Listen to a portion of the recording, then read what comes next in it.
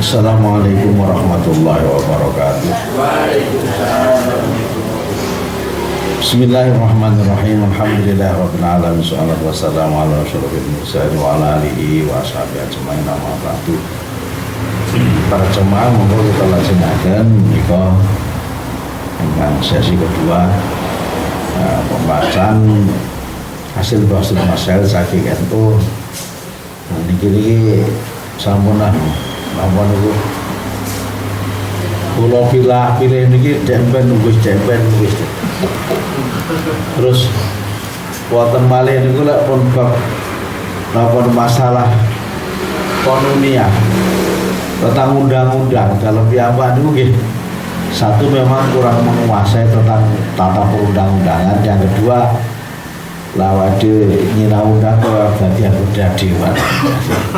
Artinya ya lek sing penting kalau iki katuraken undang-undang jaminan produk halal. Itu yang penting panjenengan. Kenapa? Karena kalau tidak didukung oleh undang-undang itu maka pemasaran produk halal itu, jaminan produk halal itu tidak punya kekuatan. Sehingga masyarakat bersakar PDW karena tidak ada undang-undang yang melindunginya. Nah, niku penting untuk melindungi.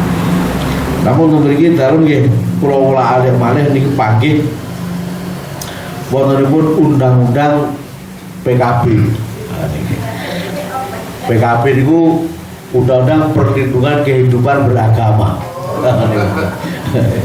Yo ben beda dengan rasane dunane ngono. Niku. Jadi rancangan tentang napa niku? Kenapa kok sampai di NU itu sampai mengusulkan tentang rancangan perlindungan terhadap kehidupan beragama PKB ini? Kita juga perlu secara umum dalam kehidupan bernegara ini, kalau tidak ada perlindungan terhadap itu maka kehidupan beragama ini akan sakar PDW. Jadi akan terjadi pelecehan-pelecehan terhadap ajaran-ajaran agama. Tapi kalau itu ada undang-undang perlindungan tentang kehidupan beragama, maka itu orang akan berpikir ulang. Arep sembrono nggih dolanan napa niku kehidupan beragama itu akan berpikir ulang. Nah, terhadap undang-undang perlindungan kehidupan beragama niki itu satu di antara materi atau yang mendorongnya adalah inna dina indallah Islam. Ini ayat yang mendorongnya bahwasanya menurut umat Islam agama yang paling benar itu adalah Islam. Nah, kalau ini ada undang-undang yang menaunginya dalam melaksanakan kehidupan beragama ini, maka Islam itu bagi umat Islam akan bisa diamankan. Jadi anak menghina atau melecehkan daripada Islam, maka juga dia akan berhadapan dengan undang-undang yang berlaku. Begitu juga terhadap agama yang lainnya. Jadi bagaimana kalau orang yang beragama non-Islam, maka dia juga dilindungi oleh undang-undang. Padahal itu adalah amalan undang-undang dasar kan, pasal 29 ayat 2. Nah, dari sana maka itu diusulkan rancangan undang-undang PKB perlindungan kehidupan beragama. Makanya sekarang ada juga dari sana muncul moderasi beragama. Itu dalam rangka mengurangi. Kalau strateginya Gus Dur dulu itu orang-orang Tionghoa, orang Cina di Indonesia, agama Konghucu diresmikan jadi agama resmi. Kenapa demikian? Karena umat-umat Islam yang ada di Cina akan tidak tertindas. Ini strategi politik. Makanya disinilah yang namanya politik itu ya seperti pedang, seperti mata pisau. Kalau itu yang menggunakan orang yang sembarangan, yang membahayakan. Tapi kalau digunakan bagi orang-orang yang on the right track, orang yang tepat penggunaannya, maka itu akan jadi satu protek, satu pelindung yang luar biasa, yang cukup kuat bagi kehidupan bernegara. Niki, karena memiliki diusulkan perlindungan kehidupan beragama. Kita tahu bahwa dalam kehidupan beragama di Indonesia ini sudah agamanya akeh, cuman nilai kualitas kehidupan beragama itu kita sudah merasakan semakin hari semakin tambah. Mami lawalati batawi syarun, tiada hari kecuali setelahnya berikutnya itu akan menjadi lebih jelek. Itu antar makalah seperti itu. Mulane pun padha santri biyen karo santri saiki wis beda. Santri yang akan datang, santri milenial beda neh niku mungkin. Ya saiki niku enten lagu pun bebas beredar. Lek anake di pondokne lagune sini, kenapa kau buang aku dari keluarga lu? Jarene di pondokne ora karena dibuang. Nah, ini lah kurang ajar. Nah, ini gitu. Jadi pangapunten mohon maaf ketika panjenengan mirsani sinetron gitu no, gayanya tentang pesantren, jane isinya waduh. Lek cara kula jane ini melecehkan. Jadi pesantrennya juga tidak seperti itu. Tapi yang ditampilkan di sinetron itu adalah sisi-sisi keburukannya. Masa ada ustaz sirisiran karo pacaran karo santri ini, santri dani ya. Nah kurang ajar tuh ini. Tidak mungkin. Jadi bagaimana seorang santri itu diprotek betul-betul, dididik berakhlakul karimah. Bagaimana seorang ustaz betul-betul melindungi pada santrinya. Santri milenial kan ada di sinetron. Jadi santri judul-judul itu bahaya. Artinya kalau memang tidak betul-betul ruhnya ini. Lagu-lagu itu juga berbahaya bagi kemurnian pesantren. Padahal kita juga di pesantren yang sesungguhnya, saya katakan pesantren yang sesungguhnya itu pesantren yang sepuh, yang dulu memang tujuannya betul-betul ruhnya di sana itu memenuhi rukun daripada pesantren. Jadi arkanun pesantren, rukun pesantren satu, harus punya masjid, nomor enek kiai ini, nomor 2 enek santri ini, 4 enek bangunan ini, nomor 5 ada pengajian kitab kuning. Jadi ruhnya kalau pesantren pun memenuhi 5 rukun pesantren ini, maka bisa diterbitkan izin operasional pesantren oleh pemerintah, dalam ini Kementerian Agama. Ini ya pinter, kitab kuningnya akeh. Kitab kuning itu sing kitab-kitab gundul niku. Ning isine hati-hati. Nah niku bahasa Arab tapi isinya adalah sudah tidak sesuai dengan apa misi pesantren salafiyah yang dulu oleh mbah-mbah kita para wali-wali.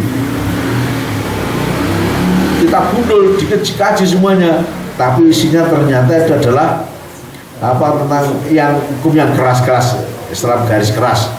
Garas ada orang polisi kepolisian, jadi Islam garis keras itu bahaya. Jadi dokternya yang melalui kitabnya ya kitab asli berbahasa Arab gundul, ya, istilahnya orang Indonesia kitab kuning, ya dikaji ada kajian kitab kuning, tapi isinya, nah ini, makanya pesantren sendiri juga harus kita standarisasi tentang kurikulumnya. Nah ini sebab beberapa 2 tahun atau beberapa tahun yang lalu itu di NTB di Jawa Tenggara itu ada beberapa 2 atau 3 pesantren yang digerebek oleh Densus 88. Kenapa? Ternyata ya diajarkan itu ada pengajian kitab kuning, tapi isinya muatannya malah tentang intoleran.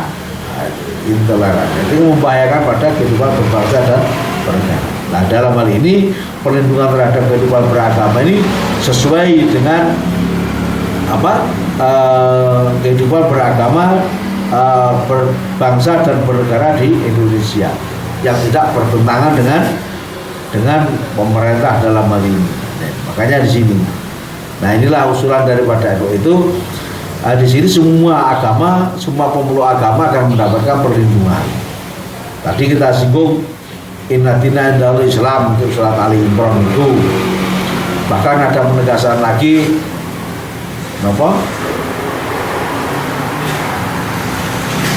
barang fama yang tahil selama fama yang tahil barang siapa mencari agama selain Islam, maka dia tidak akan diterima oleh Allah Subhanahu wa taala. Ini khusus ke dalam agama kita. Kalau ini diberikan pada agama orang lain, nah ini, wah kamu berarti tidak mengakui agama saya. Secara formal kita tetap mengakui yang lain, tapi keyakinan harus dibangun. Kenapa? Akan menjadikan kekuatan tauhid kita. Sekarang yang banyak us kabeh agama ki apik. Nah, ini loh. Kabeh agama ki bener itu. Ini bahaya ini, mencampur adukkan ini. Kabeh agama berarti padha wae. Semua agama dikatakan baik secara umum bisa, tapi yang benar tetap satu sesuai dengan keyakinan pemeluknya. Tidak bisa itu. Ini Bapak yang tadi selama aman barang siapa yang mencari agama selain Islam, Bapak yang tadi oleh Islam dinan, nah itu loh, angel menang. Bapak yang tadi oleh Islam dinan, mulai bala bahwa bila akhirat minal khosirin, bala minhu ya, bala minhu bahwa bila akhirat minal khosirin. Ini paling murah yang 85 jam. Nah ini barang siapa mencari agama selain Islam, maka dia akan pernah diterima darinya, dan di akhirat termasuk orang yang merugi. Ini dalam rangka menancapkan kemantapan berakidah kita, termasuk akidah Ahlussunnah wal Jamaah. Lu saja akeh loh. Paham belum ya? Di sana anak dhewe lah, iki wong eno anak-anak dhewe ada sing ansor, patah yang penuh. Ya berperilaku kadang-kadang ya lah cara wong tua eno megel kene, cara sing nom nyeneng kene lho. Mosok sing seragam banser niki dulang-dulangan lanang wedok dipoto, diupload dan status. Dia sing bapakne banser ngene iki kupinge kobong. Langsung saat kocapnya tak thread, setelah screenshot saya kirim, siapa ini pakai banser seperti ini, tolong ditertibkan. Nah, itu. Setelah diingatkan ini apa? Wong arep dadi apik tetan. Bahasanya seperti itu. Dia mengatakan arep dadi apik pengen melok banser, tapi dia menodai daripada kebaikan banser. Ini harus ditertibkan. Kita kalau sudah bicara moral, akhlak, keyakinan, perilaku dalam agama, maka tidak bisa ditoleransi. Tidak bisa ditoleransi. Dan itu kalau diunggah itu sebagai status, ketika itu sudah diupload, sedunia orang tahu yang buka statusnya. Ini kan memalukan. Yang malu siapa? NU-nya. Nah, kalau dia tidak pakai seragam itu ya silahkan. Artinya silahkan itu secara organisasi kita tidak berhak untuk melarangnya. Satu dana seperti itu pernah. Makanya ini katanya dengan penguatan akidah. Ini makanya hati-hati. Lain nyekolahnya anaknya putune ya hati-hati ini. Di pondok seneng anak gelem mondok ini. Bahasan mulai Pak, jenenge tahlil itu fitnah. Ziarah kubur syirik. Baik, kenapa? Nah, kemudian dikasih kitab kuning, tapi bukan Ahlussunnah wal Jamaah nih loh. Pondok ya di pondok, di pesantren kono. Tapi isinya berbeda dengan Ahlussunnah wal Jamaah. Meskipun lek arepe lek milih pondok ya betul-betul sesuai dengan kriteria Ahlussunnah wal Jamaah. Selalu orang itu yang an-nahdiyah, Ahlussunnah wal Jamaah an-nahdiyah. Ini perlu sekali ini penguatan akidah. Makanya ini. Walaupun ya ada la ikraha fiddin, tidak ada paksaan masuk jatuh agama, itu tidak ada paksaan, tapi kewajiban kullu mauludin yuladu halal fitrah. Setiap anak itu ketika lahir dia mau fitrah. Fitrahnya adalah al-mailu ila tauhid, jadi kecenderungan untuk berakidah tauhid, bukan yang monoteisme, bukan yang lainnya. Makanya kewajiban kita untuk ketika bayi lahir dan diselamatkan tauhid yang sudah benih yang diberikan Allah kepada anak-anak cucu-cucu kita ini. Sini makanya harus dirawatlah tauhid ini. Kadang-kadang kita hanya seneng, oh ini anakku, putuku, saya tak sekolahnya tahfidz Quran. Oke, tahfidz Qurannya bagus, ketika kita memberikan penilaian sekolah yang ada tahfidznya, dikatakan seperti orang Islam kok menilai tahfidz Quran katanya membahayakan dan sebagainya. Kan mulia-mulianya orang itu kalau hafidz Quran. Iya, hati-hati. Kam min qari'in wal Quran ya la'anun. Banyak orang yang membaca hafal Quran tapi Quran malah melaknatnya. Hati-hati ini. Hadis Bukhari insyaallah itu. Jadi ada hadis. Jadi banyak orang yang baca Quran itu kenapa? Karena baca Qurannya tidak sampai di hati. Bahkan Qurannya dihafal itu, nah bagaimana kalau sudah hafal Quran, ya tafsirnya, pemahamannya, penghafalannya pada hukum-hukum yang dikandungnya juga harus diduga. Kita, anak-anak kita, cucu-cucu kita jangan hanya diberikan hafalan saja. Kalau hafalan saja, kemudian untuk berbangga-bangga, nah ini kan berarti tujuannya tetap tidak sampai pada tujuannya hakikinya. Nah inilah kalau semuanya ini kemudian ada lagi yang paling terkenal itu kalau dalam moderasi beragama laku dinukum waliatin guys. Wis dalil paling cendek paling terkenal kabeh ya hafal. Agama bagimu ya agamamu, bagi kami ya agama kami laku dinukum waliatin. Tegese berikut itu lah wis duwe agama dhewe-dhewe ya sudah amalkan, hormati. Gitu lah. Ini lakum dinukum itu membawa kedamaian. Lakum itu manfaat marang siro. Ini bedanya. Jadi kalau beda dengan alaikum, kalau alaikum itu pembebanan. Lakum itu pemanfaatan. Lakum manfaatan siro kabeh, dinukum ya agamamu. Jadi rawat agama itu bisa membawa kedamaian bagi dirinya juga bagi orang lain. Walia dan manfaat bagi saya, adini agamaku, agama saya Islam juga membawa manfaat bagi kita, juga manfaat bagi lingkungan, bagi orang lain. Ini kalau contoh tentang toleransi itu luar biasa Islam. Itu memang sumbernya dari Islam. Inilah telah bapak semuanya. Jadi kenapa di sini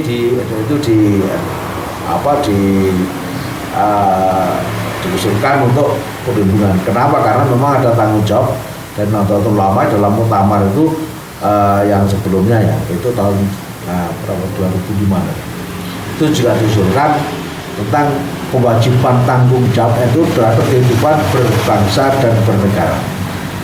Makanya ya lal waton, ya lal waton, ya lal waton. Nah itu wujud salah satu wujud betul daripada NU Nahdlatul Ulama betul-betul membutuhkan kehidupan beragama, berbangsa dan bernegara. Walaupun kita ini adalah organisasi Jamiah Diniyah, organisasi masyarakat keagamaan. Tapi dalam mengembangkan masyarakat ini kita bertanggung jawab dalam masyarakat bernegara. Ini jadi itu semua yang bisa melatih. Pokoknya ngomongnya NU rantai aneh tapi nyata, aneh tapi nyata. Ngomongane kok pondokan tapi pola pikirnya. Kalau dulu kan terkenal wong pondok ilmu umum, terus pikirannya kolot. Ternyata kan para santri-santri sekarang itu malah sekarang cukup modern, jadi garda depan dan kebangkitan yang luar biasa ini. Nah inilah. Memang dulu memang zaman Londo seperti itu. Jadi antara NU Muhammadiyah itu dibenturkan. Lek Muhammadiyah wong Siti Manwani dikempit dadi priyayi. Jadi wong terus NU sing keras. Kenapa keras? Karena NU lah yang paling berani menentang dengan Belanda, gitu. Para kiai-kiai, para ulama yang memang berani dengan Belanda. Lah ini dideskripsikan akhirnya itu antara nih santri Islam priyayi karo Islam santri. Mana Islam abangan dan ini pokal gawe ini London sampai akhirnya bisa merdeka. Nah antara NU Muhammadiyah perkara kuno teh selawase sampai arep mantu ora situ. Lho iki kenyataan lho Pak. Sing kakung kuwi tokoh Muhammadiyah, sing putri putrane Kiai NU. Nah ini begitu ngerti wes Isi kiting ali-ali wis. Wis ketika ngoten iki akhire ya ora rapi. Mergo apa? Niku wau. Sing mandi di zaman londo perkara kunut jane niku namanya. Karo tahlil. Ora tahlil ya ora apa-apa. Tahlil ya ora giniyo. Kunut ya sah, ora kunut ya sah wong sunah. Niku tarweh 20 ya luwih akeh ganjarane. Tarweh 8 dibanding 20 kan akeh 20 ganjarane.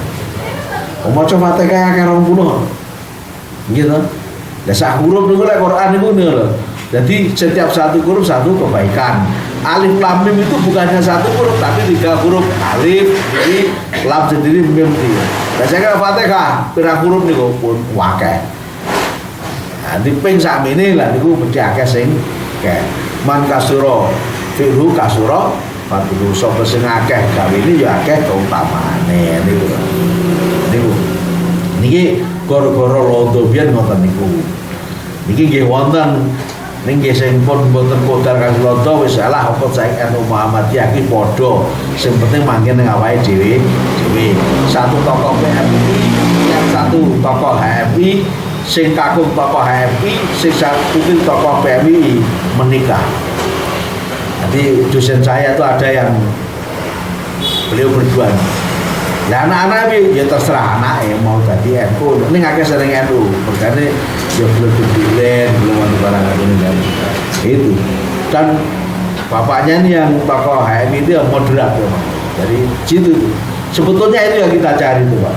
Makanya setelah moderat itu yang ada di Indonesia sekarang ini ada NU, yang kedua Muhammadiyah.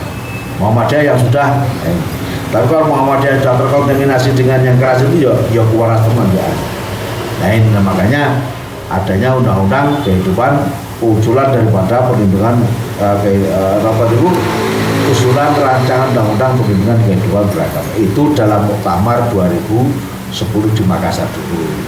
Kenapa? Ini saking bagaimana NU itu bertanggung jawab untuk merawat kehidupan yang damai, kehidupan yang sejahtera.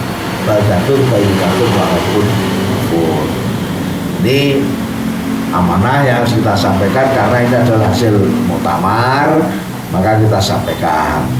Dan terpelaksanaannya sekarang gimana? Sekarang makanya insya Allah 10 tahun yang depan, tahun 10 saat ini tahun 13 sudah banyak berubah. Kehidupan beragama kita bisa merasakan, insya Allah semuanya dilindungi oleh pemerintah. Bahkan sekarang digerakkan moderasi beragama, saling menghormati. Jadi untuk menyetop intoleransi, adanya kekerasan, adanya bentrokan antar pemeluk agama, antar kelompok agama, begitu. Ngerti ini kulon jenengan lah NU Muhammadiyah, MTA, LJII, nomor kan untuk itu. Tapi kalau kita tahu yang di luar sana, Pak, Kristen ternyata walah, lu kene. Ada 300 berapa itu sektornya. Sektor satu dengan yang lain ini umpamanya apa tempat ibadahnya sektor A, si B nggak berani, nggak wani Pak. Di sini udah ditolak Pak. Lewat aja Jumatan dengan Muhammadiyah ora apa-apa. Muhammadiyah Jumatan dengan masjid itu ya biasa. Ternyata di Islam walaupun ada sektor itu masih tolerannya masih innamal mu'minuna ikhwatun masih tetap dipegang. Tapi kalau yang di luar kita seperti itu. Jadi ini juga kita perlu tahu ben ojo nyapa to Islam kok pecah-pecah akeh men. Lho ning jaba Islam luwih akeh meneh malah anu ngono. Dadi awake dhewe napa niku kesaripun kula panjenengan tetep bersyukur. Nggih. Mekaten para jamaah ingkang kita aturaken niki segede nomor niku kula sisir niku kok ning sajane perlu diatur nih ngoten lho. Sajane perlu diaturkan seperti ini. Makanya ini kami aturkan pada jamaah semuanya ya tidak kita kalau tahu seperti ini oh ya inilah semakin mantap kita menjadi NU kita semakin mantap akidah kita dalam Ahlussunnah wal Jamaah An-Nahdliyah. Makatan tinggi kita tersampaikan untuk lindungan sakinah salamul Allah tersampaikan hidayah utamanya pun tetap istiqomah wonten Ahlussunnah wal Jamaah. Hasan monggo kita tiban dosan doa kafar masjid kalau derakan alhamdulillahirabbil alamin subhanakallahumma wa bihamdika asyhadu an la ilaha illa anta astaghfiruka wa atubu ilaik. Segala kemauan kekurangan mohon